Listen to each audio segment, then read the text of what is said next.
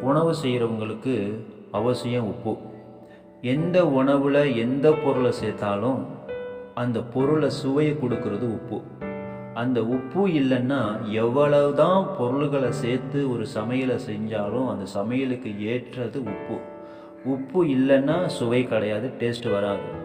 அதே உணவில் உப்பு கொஞ்சம் அதிகமாக ஆயிட்டு அப்படின்னா வெளியில் கொட்டப்படும், தூக்கி வீசப்படும்.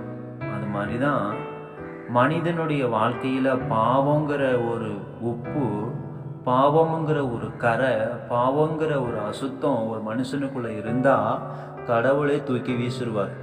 ஏன்னா வேதம் சொல்லுது, பாவத்தின் சம்பளம் மரணம் என்று வேதத்தில் வாசிக்க முடிகிறது.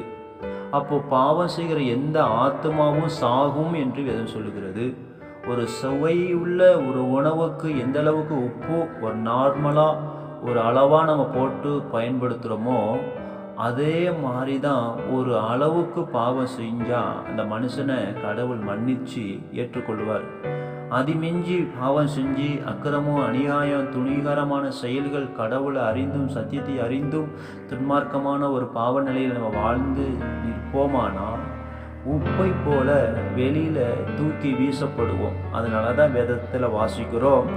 லூக்கா புத்தகம் 14ஆம் அதிகாரம் 34ஆம் வசனம் வாசிக்கிறோம். உப்பு நல்லதுதான், உப்பு சாரமற்று போனால் எதினாலே சாரமாக்கப்படும், அது நிலத்திலாகிலும் எருதலாகிலும் உதவாது என்று சொல்லப்படுகிறது.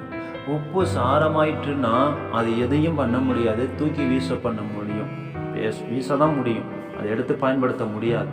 அதுபோல் நம்ம சாரமாக்கப்படாமல் இருக்கணும் அப்படின்னா தேவனுடைய சமூகத்தில் இருக்கணும், ஜெபிக்கணும், வேதம் வாசிக்கணும். நம்ம கனமுள்ள பாத்திரமா உப்பை போல எல்லாராலும் பயன்படுத்துகிற ஒரு பொருளை போல நம்ம காணப்படணும். தேவன் நம்மளை ஆசீர்வதிக்கணும் என்று சொன்னால் நாம் தேவனுடைய சமூகத்தில் காத்திருந்து, தேவ சமூகத்தில் விழித்திருந்து, தேவ சமூகத்தில் ஜெபித்திருந்து, தேவனுடைய வேதத்தை வாசித்திருந்து எப்பொழுதும் அவருக்கு உண்மையாக இருக்கும் பொழுது தேவன் நம்மளை எடுத்து அநேக ஜனங்களுக்கும் மக்களுக்கும் நம்ம எடுத்து பயன்படுத்தும். கர்த்தர் உங்களை ஆசீர்வதிப்பார்.